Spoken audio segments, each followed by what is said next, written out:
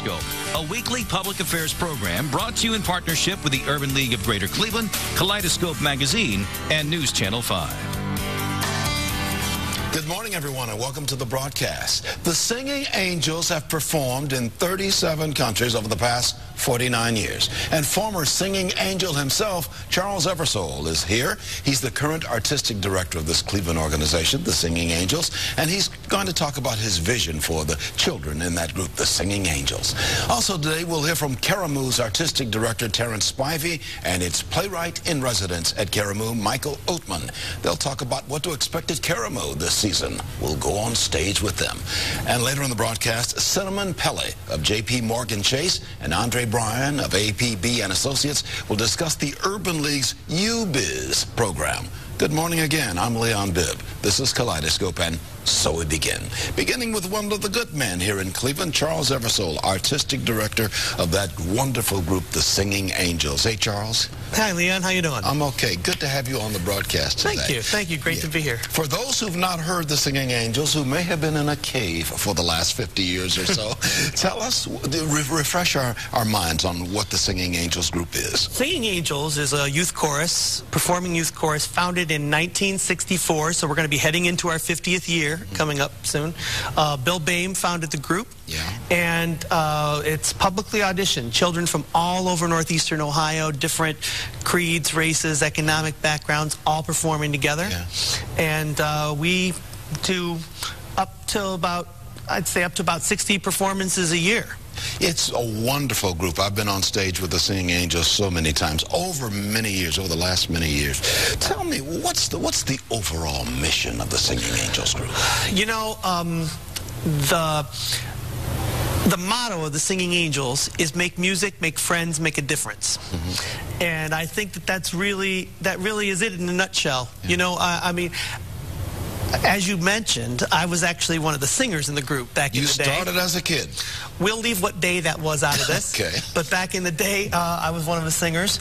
And interestingly enough, I thought that as much as I learned about music from being involved with this group, I learned more about life. You know, I met kids, first I met kids from all over Northeast Ohio that I would not perhaps otherwise have had contact with, and then I got to travel with the group as well.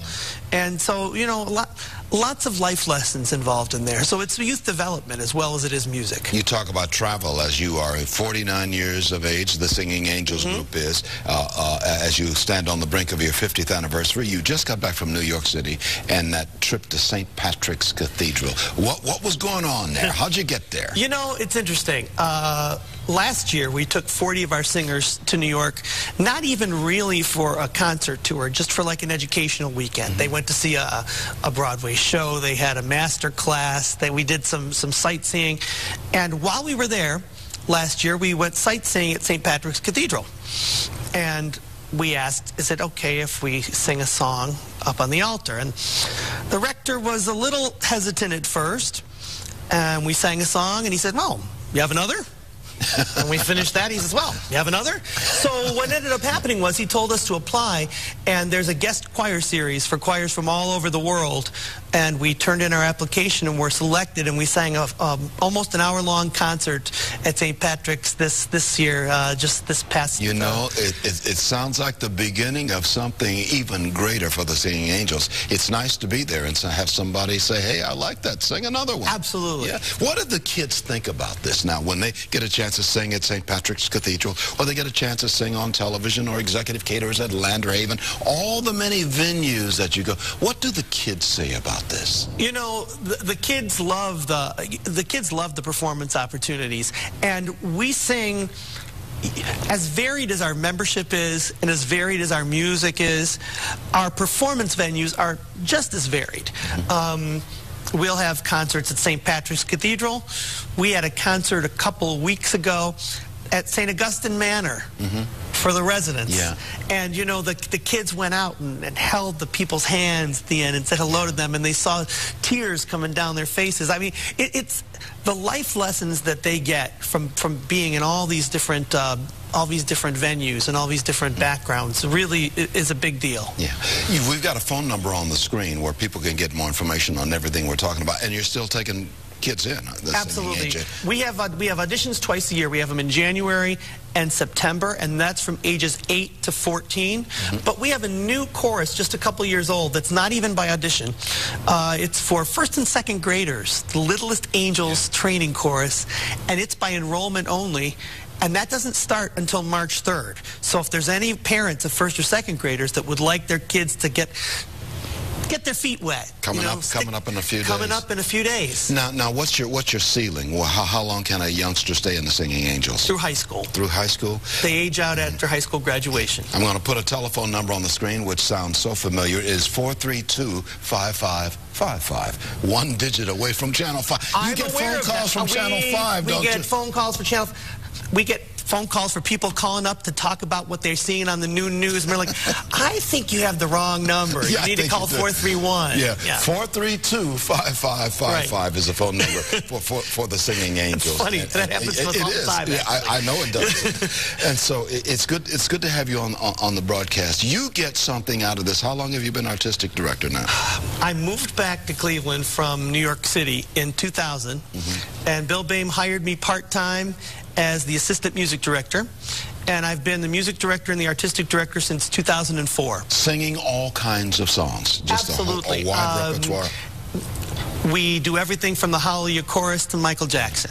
And what about money? Can you take, or are you accepting checks? Anybody who wants to give a check? Absolutely. You know, we're a nonprofit, and we get some money from concert fees or from instructional fees for the kids, but we also want to make sure that the kids that have less financial means can afford to be a part of our organization. So we always accept donations. SingingAngels.org. You can reach them by SingingAngels.org. You get more information on everything we've been talking about with Charles Eversole, its artistic director, or calling 432-5555 in the 216 area code. Good to see you, my friend Charles. Thank you very much. Tell the kids I said hey. I sure will. And tell them keep on singing that wonderful sound. You bet. Okay, thank you, Charles. Thank you. On the broadcast. I'm going to take a break in just a moment. We're going to hear from Karamu about what's going on the Karamu stage. Back after this. You're in touch with Kaleidoscope. Glad to have you with us today.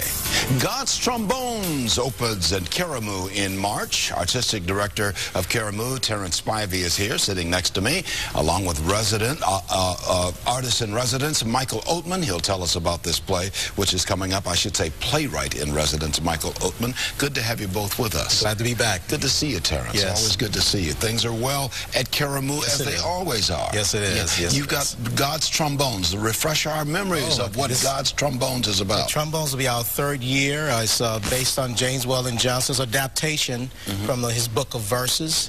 Of course, everyone knows if you look at this, you go in the library, you see the great artist Aaron Douglas. Portraits, you know, connected with the sermons. It's a book of sermons, and we just brought them to life with music and dance, and this is our third year bringing it back. We toured at Akron Civic Theater last year with it. It's a wonderful theatrical experience. I've seen it in the past. Yes, so no matter what beliefs you have, you come out there shouting for joy. East 89th Street and Quincy Avenue on the Cleveland Southeast side, you will find Karamu Theater. Michael Oatman, good to have you with us as well. You're the playwright in residence of Karamu. I am indeed. What's the playwright in residence do? Writes plays, Leon. I sit in my office and I wait for my boss to come down and tell me to do things. And then I do them with a smile. It's a wonderful job. Tell me, that's quite an honor for you to be the playwright in residence. Yeah, it's awesome. I mean, it really is. I mean, having the ability to work in, you know, one of those black theaters in the country and sort of work on this level. Nothing like it. Terrence was telling me before we started talking that you are only the second playwright in residence at Karamu since the great Langston Hughes had that position. I love telling people that the guy who had my job before me was Langston Hughes. Well, that's quite an honor. You've just received a fellowship too. You've won some honors. I want to talk a little bit about those honors. It's been an awesome year. I won the Cleveland Arts Prize, which was a great honor. When I got the call from Marcy Bergman, I thought they were kidding me when they told me I won the Emerging Artist Award, and then I also won a CPAC grant. Which is Community Partnership of Arts and Culture. Not the political CPAC. No, not the political CPAC. Community Partnership of Arts and Culture. Yes. Terrence, tell me, what is it that you like about Michael Oatman as your playwright in residence? Well, I've been at Karamu going on 9 years now, and it's one thing about Karamu is not just about the actors that's being produced from there, but it's also playwrights and dancers, artists. And Michael Oatman is a graduate of Cleveland State University, and I met him a year before I brought him in, and he reminds me of the guys back in the day of Black Arts Movement, Ed Bullins, Leroy Jones, Amira Baraka. Certainly. Those guys, and I wanted to bring that back. And of course, knowing that it's not too many black theaters or black organizations that have playwrights in residence, and it's very important to get someone of his status, of his training, at Karamu, because we're about training as well and not just producing. Exactly. And producing particularly for young people, because there are a lot of young people out there, even at Karamu House, wants to be able to put their words on paper as opposed to just getting on stage. When Karamu was formed nearly 100 years ago, the people who formed it had that educational component, that community component. Yes. And it still is there. Yes, and Executive Director Greg Ash and I and the rest of the staff, we reevaluated all the programs. It's the daycare, it's the main stage, the youth theater, and it's the outreach program. And we realized our mission is to strengthen the community through quality arts education, but with the emphasis on African-American culture, knowing that, even theater itself is educational, because we have a lot of post discussions for our plays, and we see a lot of grown-ups walking out learning so much. Michael, what was it about theater that drew you into this business of theater? Yeah, when I started my master's program, I was a really bad novelist, and somebody came to me and said, we need a play. Could you write a play for the festival? And I was like, sure, I got a couple minutes. So I wrote a play, I put it up, and it was such an instant reaction. And I like the fact that when you write a play, it's organic, it's not artifact, it grows, it interacts with the audience, it moves and it changes, and that's the beauty of a play. That is the beauty of a play. It is life right there on the stage, and a good play will draw you in onto the stage. You forget you're watching a play, but you're watching life unfold right there on the stage. Yes. Things are going well at Karamu. I've got a minute remaining. You've got the Gym of the Ocean opening in May. Tell us about that production. He's directing. And that's part Tell us about that. Well, we have the Season of August, which is a group of theaters here in Cleveland on every level. We have the Playhouse, we have East Cleveland Theater, Karamu, True North. We're all Tri-C Metro. We're all doing plays by August Wilson around the same time. We call it the Season of August. Right now, I'm currently directing a play at True North Theater called The Piano Lesson by August Wilson, which opens tonight. And then I'll be doing a Gym of the Ocean at Karamu in May. It's just been awesome to be a part of celebrating such a great and pivotal artist. Celebrating August Wilson. I looked at his radio golf the other day at the Cleveland Playhouse. I know all of you theaters are working together on August Wilson, as Michael just said, and congratulations for what you're doing and all the theaters. Thank you. And we must support theater in this town. It's a great theater town. It really, really is. You can be in theater every night in this town. You know where to go. Stick with me. I know where to go. And I will be at Karamu. You know I will, my friend. Terrence, good to see you. And Michael Oatman, good to see you, Michael. Absolutely. Good to have you on the broadcast as well. Michael was telling me when he was in elementary school, I spoke at his school. You did. I hope I did a good job. I remember you being a lot taller back then. I used to be a lot taller and less gray hair. But you know what? I'm still here. You're still here. Okay. Still strong. Thank you, gentlemen. Good to have you on the broadcast. And we wish you well. 795-7070 is the number for Karamu, as you see at the bottom of the screen, or karamuhouse.org. You can get in touch. I'll be right back in just a moment. This is Kaleidoscope. Back in just a moment. I'm Leon Bibb. This is Kaleidoscope, and good to have you with us as we continue this broadcast today. The Urban League of Greater Cleveland and the J.P. Morgan Chase Group have teamed up to offer UBIZ Connect to small business owners. UBIZ, UBIZ Connect, provides technical assistance as well as a room to grow. Vice President of Global Philanthropy at J.P. Morgan Chase, Cinnamon Pelly, is here, and the President of APB and Associates, Andre Bryan, is here as well to talk about this partnership and how small businesses will benefit. Good to have you with us, Cinnamon. Thank you for having us. You too, Andre. Great. Thanks, Leon. Great to be here. Why don't we begin with you, Cinnamon, because you're seated right next to me. All right. What does UBIZ Connect? What is that? It's really a business accelerator. It's set up to support our growing small businesses to help them increase their businesses, be successful, get the sort of back office support and technical assistance they need to really grow their business and hire more employees, which is good for our community. And Andre, you're president of APB and Associates. Yes. APB happens to be your initial. Absolutely. You are in agreement with this, the importance of growing businesses. Speak to that a little bit. Absolutely. UBIZ Connect, we're very pleased to be selected to be a part of the program. Growing business and economic development, obviously providing jobs in Northeast Ohio is very critical, and small businesses need to be the engine of that growth. UBIZ Connect really is a program that helps us be a part of that growth as a small firm, and it encourages other small firms to collaborate, work together, develop their businesses as they employ more people. So it's a great program. What does your business do, APB and Associates? We're a project management firm. We help large companies run projects in the area of construction, healthcare, information technology, as well as in manufacturing. Cinnamon, is there a cost for business owners to participate in this UBIZ Connect program? The initial costs have been waived as we seek to recruit up to 12 businesses to participate. We're at 7 right now, and we'd hope to get the additional 5 soon. Yeah. What is it about the Urban League that you like in a partnership relationship? What is it about the Urban League of Greater Cleveland? It's just a fantastic organization. They have great leadership in Michael Obie and Marsha Maccabee, and we seek to partner with very high-performing not-for-profits to help us get the work done in the community. So the Urban League was a natural partner when we thought of how we can help create more jobs for Cleveland area residents. Andre, as you partner with the Urban League and as you work with companies that are coming in, you offer, I would imagine, you offer your expertise. You give some historical background as to how APB and Associates got to where it is today. Absolutely, absolutely. And working through the Urban League, it gives us an opportunity. One of the main tenets of the program is collaboration. So it gives a firm like us an opportunity to work with similar-sized firms to exchange best practices, develop our own strategy, as well as share what we do very well. So there's a huge collaboration component that Michael and Marsha has built into the program that really helps us grow by working together. Yeah. Cinnamon, you're with J.P. Morgan Chase and manage the charitable arm of that for the states of Ohio and West Virginia.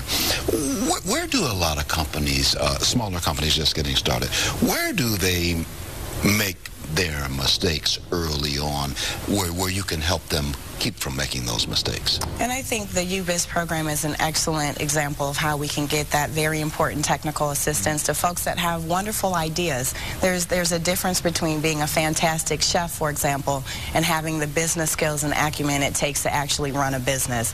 So what we hope to do is to link our growing businesses with the professionals that have the experience and expertise to help them think through how to be successful, to take that great idea or that passion for cooking and really grow it into something that is marketable as a small business. It's going to take some work, not just an idea, not just a wish to be in business, but it's going to take some planning. That's right. You need a roadmap, in other words. That's right. Do you provide that roadmap for the businesses coming in? And UBIZ does do that. They offer meeting space for those smaller businesses that need that. They offer back office support. They have technical assistance. There's opportunities for help in managing your books and your business plan. And they also get monthly coaching from Michael Obie at the Business Center to help them learn about the fundamentals of running a business. I'm going to put a phone number on the screen where people can get more information. This is the phone number to the Urban League of Greater Cleveland as we continue talking to Cinnamon and Andre. The phone number is 216-622-0999, as you see at the bottom of the screen, or you can go to the website. That too is at the bottom of the screen, 622-0999. I've got a minute remaining. Andre Bryan, President of APB and Associates, leave us with a thought on why, philosophically, this is so important to do here in Cleveland. This program and the UBIZ Connect with the support of Chase is very important because jobs, as we know in this community, in this area, is really the catalyst to our future and our growth and our existence. Small businesses, again, are the engine that's going to drive that. UBIZ Connect is there to build sustainable businesses, and as we're successful and we grow, that gives us an opportunity to employ more people. We employ more people, we can sell more goods and services, and I think we we can be instrumental in the comeback of Northeast Ohio, and we're so excited to be a part of that through the UBIZ program. And certainly, Senator Pelley, you echo that sentiment, don't you? I do. We're at Chase, we understand that American small businesses are the engine. They represent more than 95% of all firms and employ more than half of our private sector workers. So this was a natural. We want to be a part of the comeback story for our community, and UBIZ Connect is a great way for us to play a role. If we hold hands together and walk across the street together, we'll be safe. That's right. So financially, we got to hold hands together. That's and right. walk across the way together. Okay, I like that. Thank you very much. Senator Pelley, she's Vice President for Global Philanthropy for J.P. Morgan Chase. Andre Bryan is President of APB and Associates. Good to have you on the broadcast. Thank you, Leon. Good to be here. Thank you for what you do. In a moment, we're going to talk with Marsha Maccabee. We just mentioned your friend Marsha Maccabee, President of the Urban League. She joins us here at the desk in just a moment after these words, especially for you. Commentary. Here is Marsha Maccabee, President and CEO of the Urban League of Greater Cleveland. Marsha. Hi, Leon. Hey, how are you? I'm Good. just fine, Marsha. Didn't we have a great show today? I thought so. Great show today.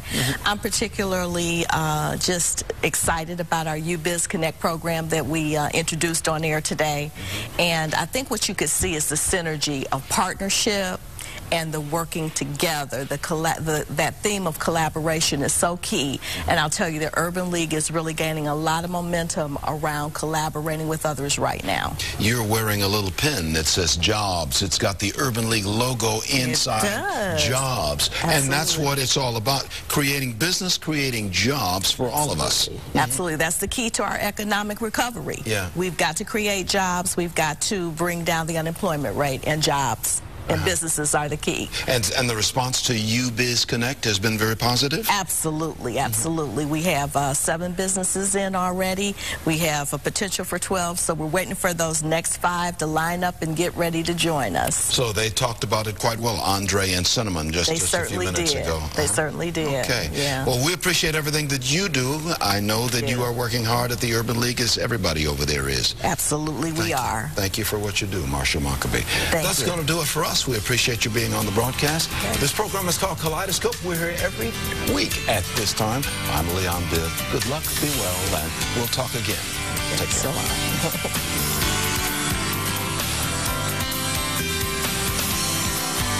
Kaleidoscope, a weekly public affairs program brought to you in partnership with the Urban League of Greater Cleveland, Kaleidoscope Magazine, and News Channel 5.